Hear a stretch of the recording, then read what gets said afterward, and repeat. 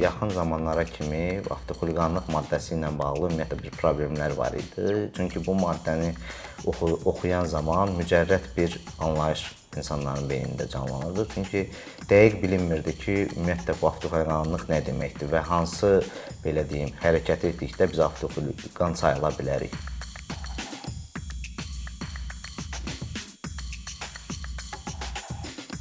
Hər bir sürücü müəyyən dövrdə avtoxuliqan anlayışı ilə rastlaşır. Ümumiyyətlə avtoxuliqan kimdir və bu anlayış qanunvericiliyə niyə əlavə edilib? Xuliqanlıqdan avtoxuliqanlığın fərqi nədir? Bu mövzunu Vəkillər Kollegiyasının üzvü İsrafil Əlili ilə müzakirə edəcəyik. İsrafil bəy, xoş gəlmisiniz. Salam Ayşə xanım, təşəkkür edirəm dəvətiniz üçün. Xoş gördük. İsrafil bəy, ümumiyyətlə avtoxuliqanlıq nədir və xuliqanlıqdan fərqi nədir və ümumiyyətlə bu anlayış qanunvericiliyə niyə əlavə edilib? İlk öncə qeyd etmək istəyirəm ki, xuliqanlıq anlayışı ümumiyyətlə bizim qanunvericilikdə 3 maddədə keçir və 3 maddənin adında xuliqanlıq sözü keçir. Birinci Cinayət Məcəlləsində xuliqanlıq adlı maddə var. Digər ikisi isə İnzibati Xətalar Məcəlləsindədir. Müvafiq olaraq xırda xuliqanlıq və avtoxuliqanlıq adlanır və qeyd edeyim ki, bu maddələr ard-arda gəlir. 510 və 511-ci maddələr. Ümumiyyətlə xuliqanlıq sözünün biz mənşəyinə getsək, iddialara görə 19-cu əsrdə Londonda milliyyətcə İrlanda olan Patrik müəllim olur və onun soyadı Holiqan olur və həmin Patrik Holiqan öz ailəsi və xırda dəstəsi ilə mütəmadi olaraq cinayətlər törədir, həmçinin qarətlər və hətta sonda bir polis işçisini qətlə yetirməkdə təqsirləndirilir və ömrünün sonuna kimi həbsxanada keçirir. Və hətta bizim hamımızın belə deyim də tanıdığımız məşhur Sherlock Holmes personajı var ki və bu personajın yaradıcısı məşhur İngilis yazıçısı Arthur Conan Doyle'un 20-ci əsrin əvvəllərində yazdığı bir əsərdə də xuliqan sözü, hətta xuliqan yox, daha doğrusu holiqanizm termini istifadə olunur ki, və artıq o dövrdən bəri, artıq 100 ildən artıqdır ki, biz xuliqan sözünü tez-tez eşidirik və xuliqan sözü daha çox səfil, avara, heç bir qanunlara tabe olmayan, addımbaşı, asayişi və qanunları pozan bir şəxs kimi ifadə olunur və hətta biz bu ifadəni məişətdə də bəzən hətta söyüş kimi də istifadə edirik. Və bizim qanunvericilikdə də xuliqanlığın bir tərifi var. Bu tərif isə belədir ki, ictimai qaydanı kobud və nümayişkara nəsə sürətdə pozan və həmçinin cəmiyyətə açıqca hörmətsizlik ifadə edən şəxsə biz xuliqan deyirik. Avtoxuliqan isə təbii ki, sözdən də göründüyü kimi bu qaydaları və açıqca hörmətsizliyi avtomobilin və yaxud digər mexaniki nəqliyyat vasitəsinin köməyi ilə edir. Kimlər avtoxuliqan hesab edilir bizim qanunvericiliyə görə? Ayşə xanım, qeyd eləmək istəyirəm ki, bu yaxın zamanlara kimi avtoxuliqanlıq maddəsi ilə bağlı ümumiyyətlə bir problemlər var idi. Çünki bu maddəni oxuyan zaman mücərrəd bir anlayış insanların beynində canlanırdı. Çünki dəqiq bilinmirdi ki, ümumiyyətlə bu avtoxuliqanlıq nə deməkdir və hansı belə deyim, hərəkət etdikdə biz avtoxuliqan sayıla bilərik. Və bu da təbii olaraq Dövlət Yol Polisinin bəzi əməkdaşları bəzi hallarda manipulyasiya hallarına yol verirdi və vətəndaşların belə deyim, yersiz cərimələnməsinə və onların bəzi hərəkətlərinə don qeydilərək avtoxuliqan kimi rəsmiləşdirilməsinə səbəb olurdu. Hətta mənim təcrübəmdə də qurbanı olmayım, az qala qurbanı olacaqdım. Demək ki, 19 yaşım var idi və mən öz avtomobilimlə Rəşid Behbudov küçəsində hərəkət edərkən sağdan bir avtomobili asta sürətlə keçdim və bu zaman məni dayan əmri gəldi Dövlət Yol Polisinin əməkdaşı tərəfindən. Mən maşını saxladım və nə etdiyimi soruşanda mənə avtoxuliqanlıq etdiyimi söylədilər. Belə deyim də, biraz bəxtim onda gətirdi ki, mən hüquq fakültəsinin tələbəsi idim və həmçinin 2-ci kursda oxuduğum üçün azmaz qanunlardan başım çıxırdı və vəziyyətdən çıxa bildim və məni sonunda manevr etmə qaydalarını pozmağa görə cərimələdilər. Xoşbəxtlikdən keçən il artıq müvafiq dəyişikliklər oldu və artıq konkretləşib ki, hansı hərəkətlərin, əməllərin törədilməsi avtoxuliqanlığın tərkibini yaradır və burada 3 əsas göstərilir. Birincisi odur ki, aşkar sürətdə 2 və ya daha çox avtomobilin iştirakı ilə sürət yarışının həyata keçirilməsi. İkinci odur ki, mexaniki nəqliyyat vasitəsinin, yəni avtomobilin və yaxud motosikletin ən azı bir təkərinin yer səthindən qaldırılaraq idarə edilməsi. Yəqin ki, sizin də yadınızda olar, təxminən bir 15 il, bəlkə də daha əvvəllər bu pis tendensiya var idi. Bu əsasən də VAZ 2107 deyirlər. Bu iki təkər qaldırmaq hardasa hətta bəzən qəhrəmanlıq kimi təlqin olunurdu. Və onların o şəhərin mərkəzi küçələrində o vaxt 5 mərtəbə dairəsi məşhur idi. O avtoş deyirlərdi həmin adamlara. El arasında avtoşların yığışdığı gibi. Onların o etdiyi əməllər, o avtomobili iki təkər qaldıraraq sürməkləri, sürət yarışları keçirmələri avtoxuliqanlıq idi. Hətta yəni qanun bizə iki təkərdən az, yəni bir təkərin qalxaraq idarə olunmasına artıq avtoxuliqan kimi təyin etməyə icazə verir. Və son zamanlar məsələn bu yemək daşıma şirkətlərinin biz kuryerlərini addımbaşı paytaxtımızda görürük. Mən özüm neçə dəfə şahid olmuşam ki, onlar əsasən bu motosiklet sürücülərdir və motosikleti məsələn bir təkərinin qabağını qaldıraraq belə deyim, hansısa məqsədlə bilmirəm, idarə edirlər müəyyən bir müddət. Həmin hərəkətdə avtoxuliqanlıq kimi bizim qanundan təsbit olunur. Və üçüncü əsası isə avtomobili qəflətən sürətləndirməklə təkərin yer səthi ilə sürtünməsi səslərinin çıxarılması, həmçinin təkərin yer səthi ilə çoxlu sayda təkər izlərinin buraxılması, bu da belə deyim avtoxuliqanlıq sayılır. Buna biz el arasında zimeykalamaq deyirik. Və lakin bu avtoxuliqanlıq maddəsinin sonunda belə bir qeyd yazılıb ki, əgər yol nəqliyyat hadisəsinin qarşısını almaq üçün maşın belə deyim sərt tormozlama verərsə və bu zaman gürültü səsləri çıxarsa və yaxud yerdə çoxsaylı təkər izləri qalarsa, bu avtoxuliqanlıq kimi nəzərə alınmamalıdır. Çünki sözsüz ki, həmin adam qəzadan sığortalanmaq üçün bu hərəkəti etmək məcburiyyətində qalmışdır. Bəs bu qeyd elədiklərinizi belə ekstrem idman növü kimi görsək və bununla məşğul olmaq istəyən insanlar var. Onlar nə etməlidirlər ki, onların hərəkətləri həmin maddənin tərkibi ilə əhatə olunmasın və yəni buna bir idman növü kimi yanaşıb, yəni məşğul ola bilsinlər bununla?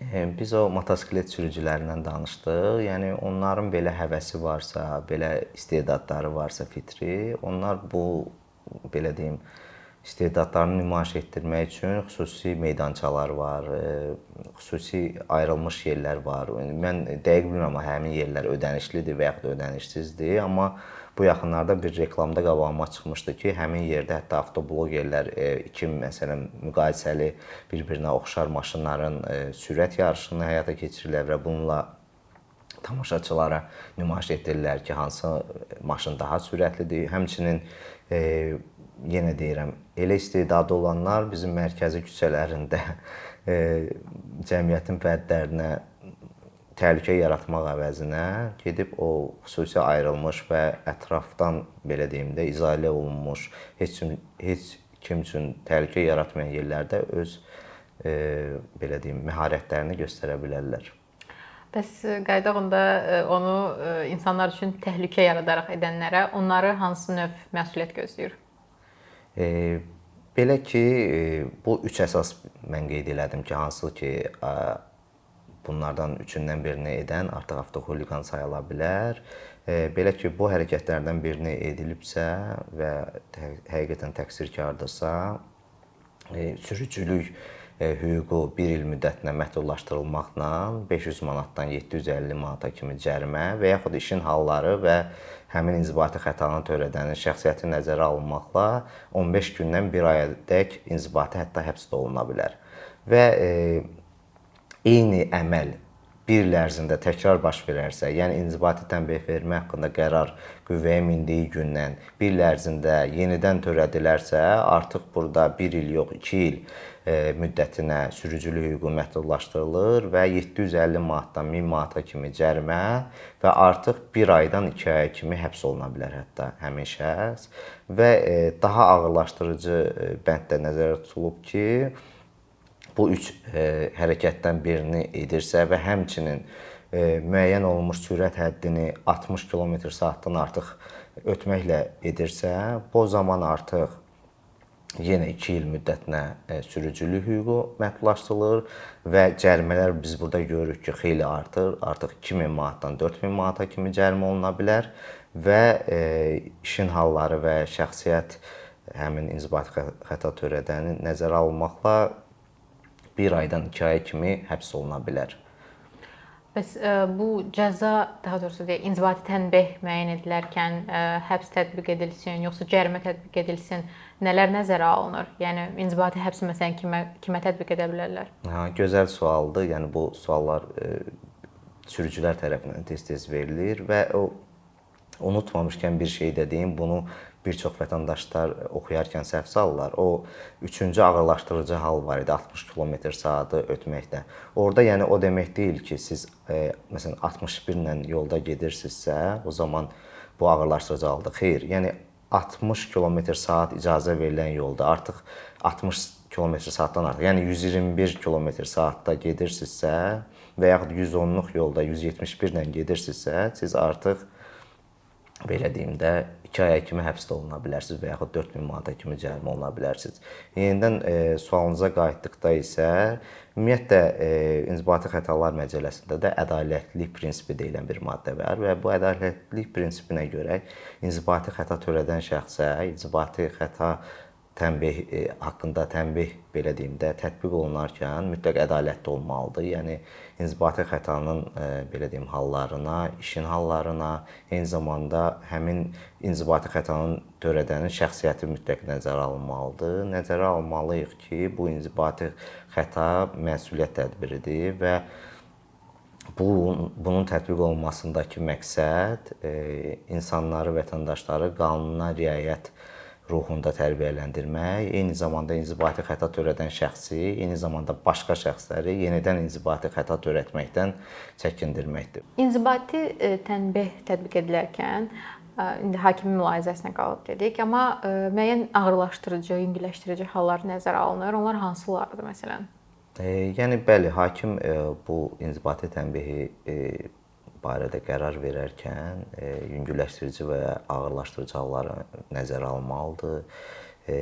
Araşdırıb görməlidir ki, bu işdə inzibati xəta törədəni belə deyim də işini yüngülləşdirən və ya ağırlaşdıran hansı hallar var? Məsələn, yüngülləşdirici hallar qanunvericilikdə yazılıb ki, əgər etdiyi inzibati xətaya görə səmimi peşmançılıq çəkirsə və yaxud bu inzibati xətanın hamilə qadın tərəfindən törədilməsi və yaxud yanında belə deyim az yaşlı uşağın himayəsində olan qadın tərəfindən törədilməsi və yaxud inzibati xətanın fiziki və psixi təsir nəticəsində törədilməsi, eyni zamanda ola bilər ki, inzibati xəta törədən şəxs bunun nəticələrini artıq aradan qaldırıb və yaxud dəymiş zərəri könüllü sürətlə ödəyib.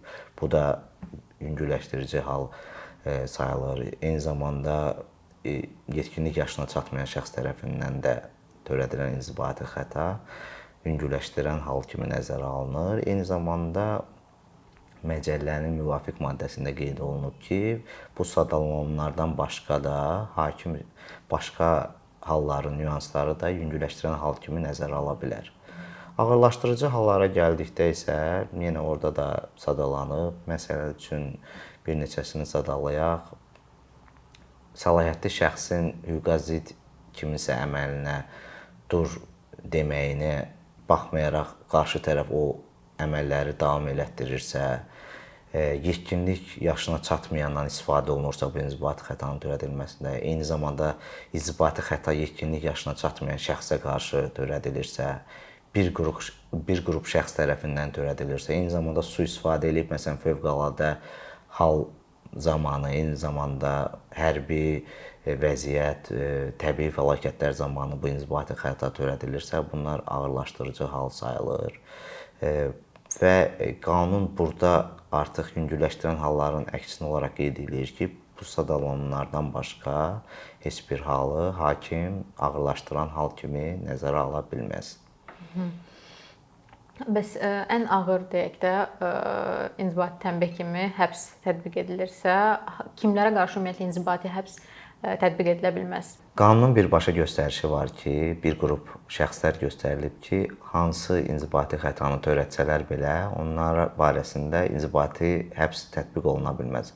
Bunlar hamilə qadınlardır, himayəsində 14 yaşınadək uşağı olan qadınlardır, eyni zamanda 14 yaşınadək uşağı tək başına böyüdən kişilərdir, 18 yaşı olmamış şəxslərdir, orqanizmlərinin 61-80%, eyni zamanda 80-100% belə deyim, fəaliyyəti məhdud olan 50 də müəyyən edilmiş şəxslərdir.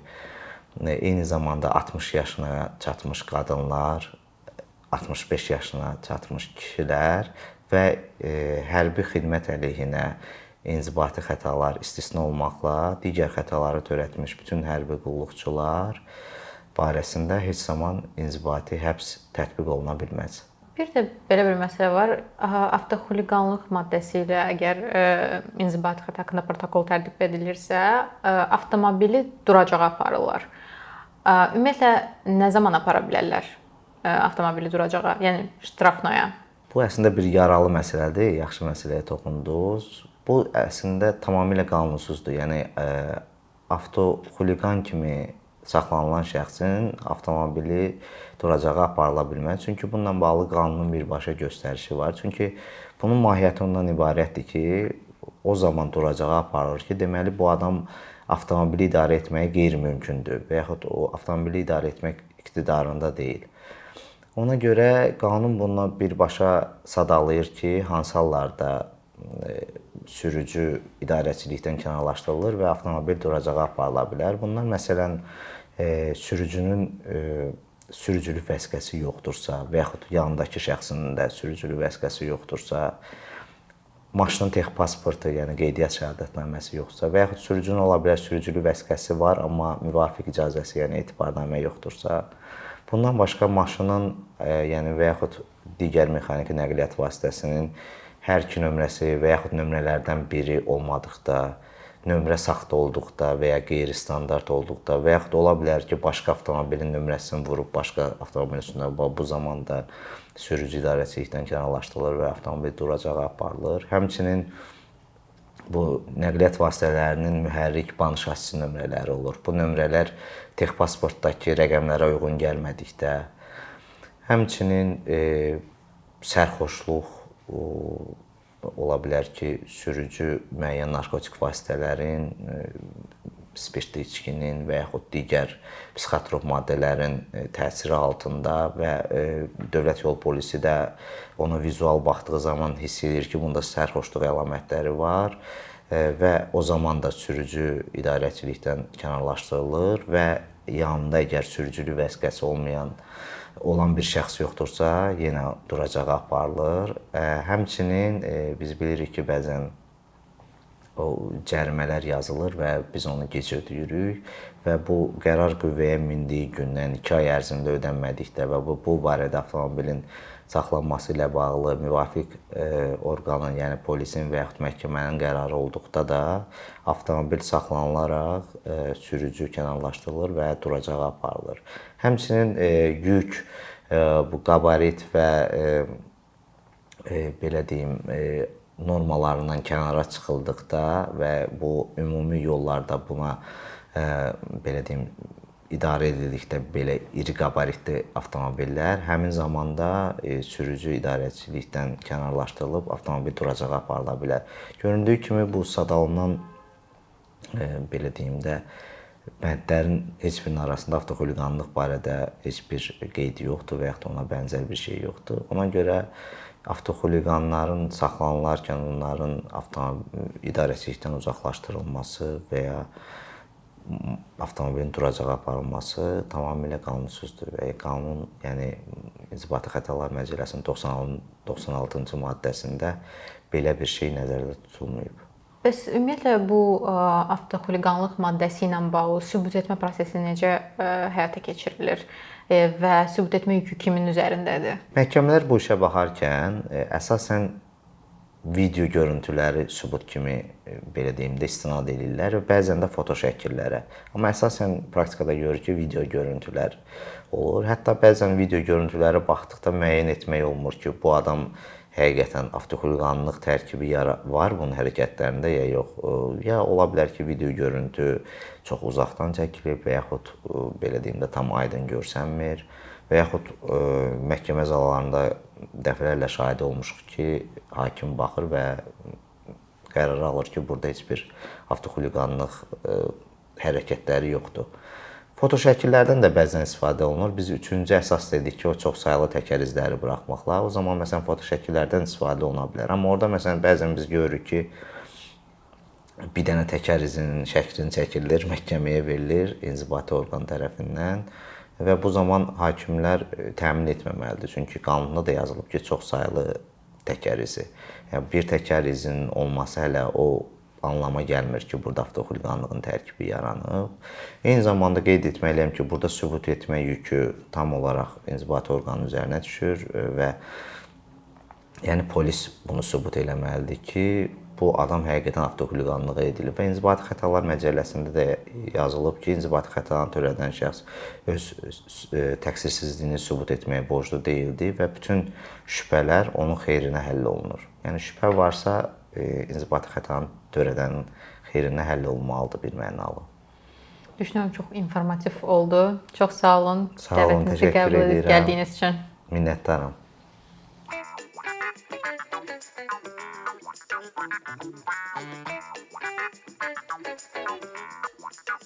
Thank you.